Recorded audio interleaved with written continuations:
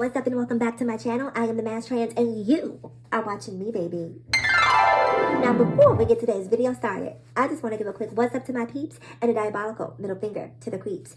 You know who you are. All right, you guys, good morning. It is Friday morning. The weekend is here. Hallelujah. Amen. Woo. What would the world be like without weekends? I just cannot imagine, you guys. Anyway, I'm up and ready to talk, run my mouth, all that good stuff. So I wanted to come and talk about RuPaul's Drag Race Season 14. I have been promising that I was going to make this video, and I haven't. And I haven't. So I'm here today to talk a little bit about RuPaul's Drag Race and give y'all my 2 cents, because y'all know I got it right about this current season of RuPaul's Drag Race. Now, I'm going to be honest with y'all. So far, I have been underwhelmed. I'm not sure if maybe I've seen too many seasons. I'm not sure if it's just becoming redundant. I'm not sure if the girls are not bringing it. But it just hasn't been given what it was supposed to have gave. Not for your girl anyway. But anyway, based on its limited givings, we're going to talk about what it has given us thus far, which ain't a whole lot. So let me start by talking about, and look, I gotta bring, normally I don't even do videos with notes because I just give it to you off the cuff.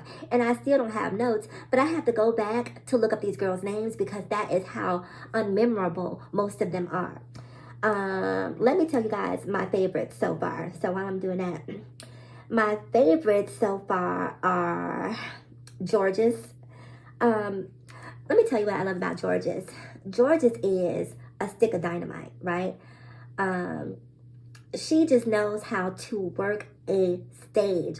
I'm sorry, and her drag is clean. I love a girl who gives you a clean moment. And when I say clean, what I mean by clean is aesthetically. The hair is on point, the costume is on point, the shoes are on point, the makeup is on point. There is one cohesive look. She is giving you a look head to toe. You're not seeing threads out of place. You're not seeing makeup stains. You're not seeing pads that are being exposed.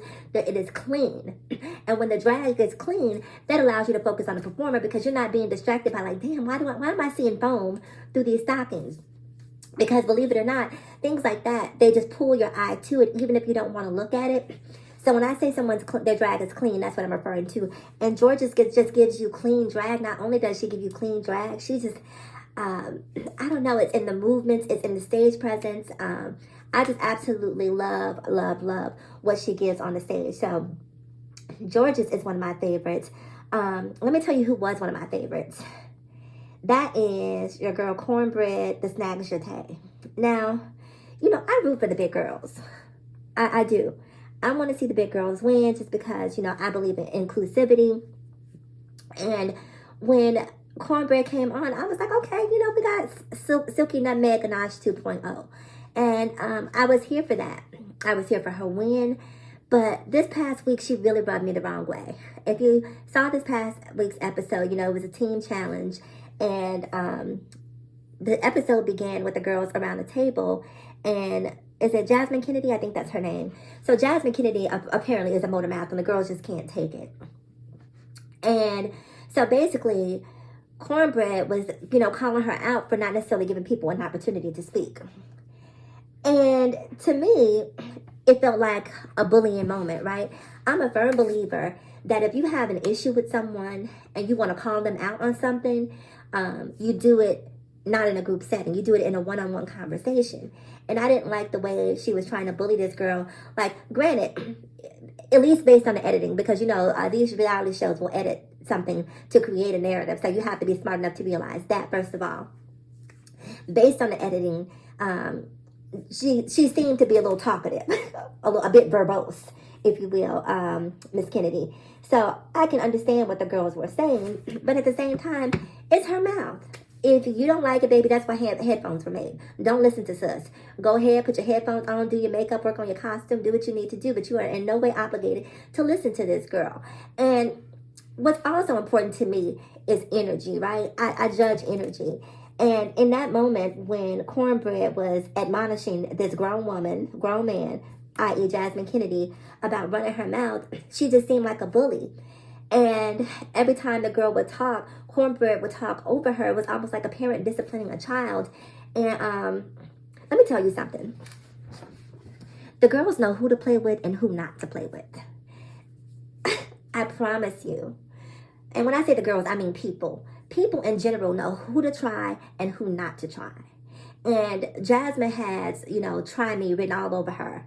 Like, she just doesn't have that moxie to stand up for herself, or at least maybe not in that group setting. So she was sort of capitulating, if you will, and allowing herself to be, punched down on, as Dave Chappelle says, or talked down to. And I didn't like that dynamic. I just don't like bullying behavior. And to me, Cornbread came across as a bully. Now, not only did she come across as a bully, she also came across to me as insincere. So I'm side-eyeing her right now. She's a little fake to me. Even though I was rooting for her at the beginning, she's coming across a little fake because she spent the whole episode, this most recent episode, was it 4?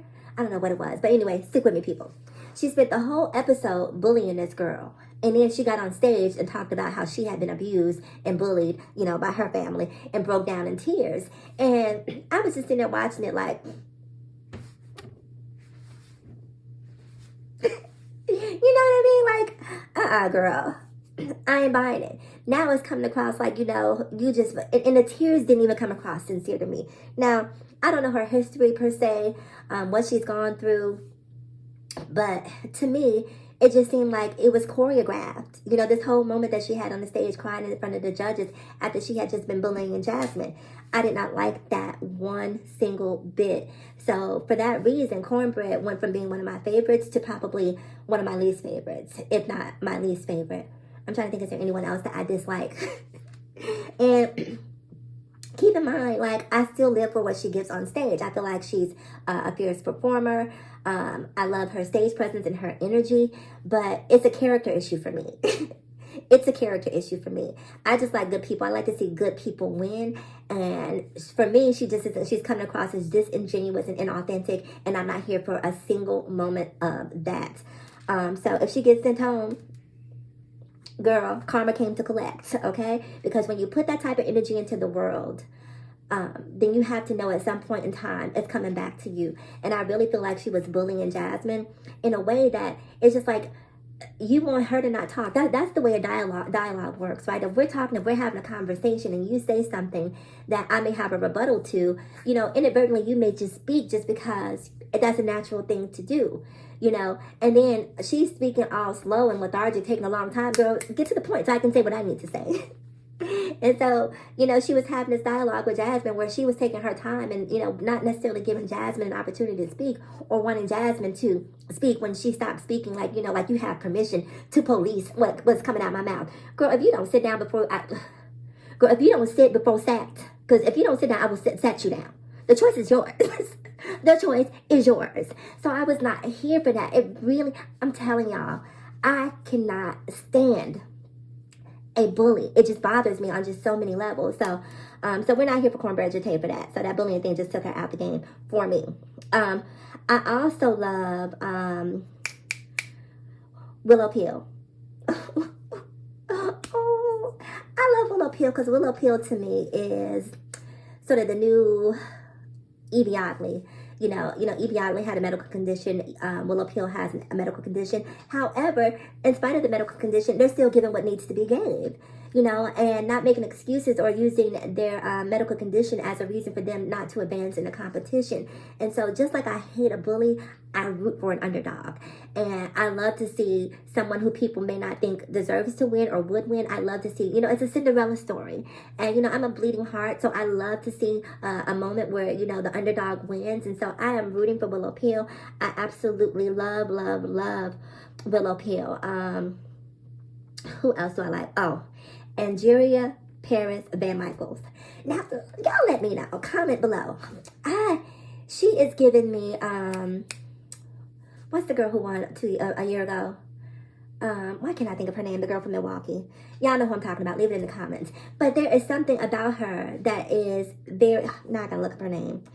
Y'all know who I'm talking about. But I feel bad because I can't remember it. And so I need to pull it up. So bear with me here. All right. Here we go.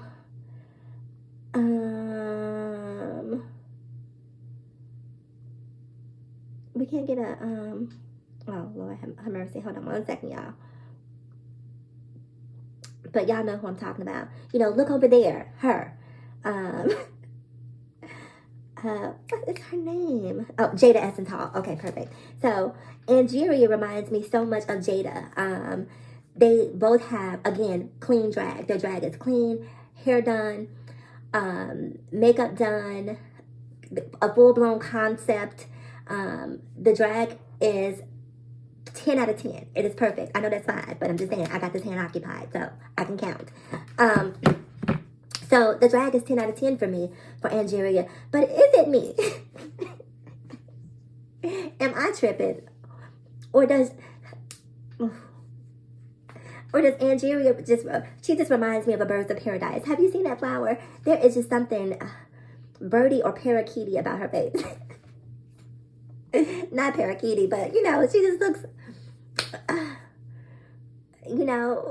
avian adjacent. Excuse me. But in spite of that, she is bringing it. I'm going to tell y'all. Technically, I think sis should have had 3 wins by now, but they gave one of those wins to Willow Peel, and I was okay with that just because I love Willow Peel. But this girl has been consistently smashing the competition. So out the gate, if you were asked to ask me to pick, who my top 3 were, she would definitely be one, if not the top pick so far, just because sis came to conquer. She is there not to play with these kids, and so I'm here for every moment of what she gives. Who else is there? Give me just a second, y'all. So, who else? Carrie Colby. I'm a fan of Carrie Colby, and then I'm not a fan, right? For me, Carrie Colby is just, she's always turned up to 10. It's always, stereotypical sort of black girl energy, if that makes sense, or stereotypical Southern black girl energy. And not that there's anything wrong with being a Southern black girl, but it just seems like an affectation as opposed to it being genuinely who she is. And so for that, I give her a slight side eye. I don't know her. Maybe that is, her true personality. But when I watch her on screen, it just seems like, she's trying to, be overtly black. Now, she's racially ambiguous, so maybe she is black. I don't know what, sort of concoction came together to create Carrie Colby, but she is definitely a lot for me, a lot of energy for me. Not a lot, because I can take a lot of energy if it's positive, upbeat energy, but I don't like people who try too hard. Does that make any sense? Like, you ever been, I'm talking to my black people right now, so white people, we love you, but just have a seat for just a moment. The same for you. You ever been out, right, as a black woman in public, and let's say you're at the grocery store and you're checking out, and there's a white cashier, and the white cashier, you see her interacting with a white lady in front of you, and so she's, absolutely, how's your day going? Yeah, it's been a really long day for me. I'm excited to get off at 5 p.m. Just having a very mundane, normal conversation, right? So the white lady in front of you gets her groceries, she checks out, and she leaves. Then you come up, and all of a sudden, girl, how you doing? Oh, I know that's right, girl. Now she just went from, a number 10 Caucasian to like a number 3 black.